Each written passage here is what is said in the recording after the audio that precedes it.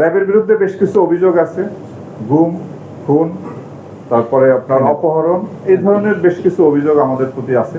তা আমি আপনাদের মাধ্যমে দেশবাসীকে জানাতে চাই যে র্যাব সৃষ্টির পর আজ পর্যন্ত যে সমস্ত জনগণের যারা র্যাব দ্বারা নির্যাতিত বা অত্যাচারিত হয়েছেন তাদের কাছে, এবং যারা হত্যাকাণ্ডের শিকার হয়েছেন, যেমন নারায়ণগঞ্জের 7 খুন সহ যারা র্যাব কর্তৃক হত্যাকাণ্ডের শিকার হয়েছেন তাদের পরিবারের কাছে আমরা দুঃখ প্রকাশ করি এবং ক্ষমা প্রার্থনা করি।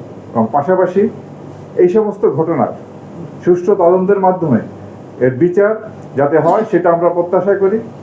অন্তর্বর্তীকালীন সরকার গুম খুন কমিশন করেছেন, আন্তর্জাতিক অপরাধ ট্রাইব্যুনাল এই ধরনের অপরাধ কগনিজেন্সে নিয়ে বিচার কার্য পরিচালনা করছে।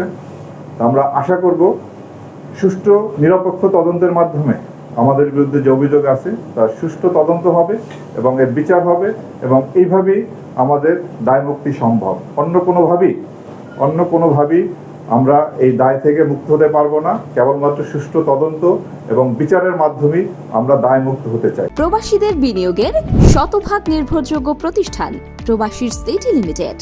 এখানে বিনিয়োগ করে হালাল মুনাফা অর্জন করুন।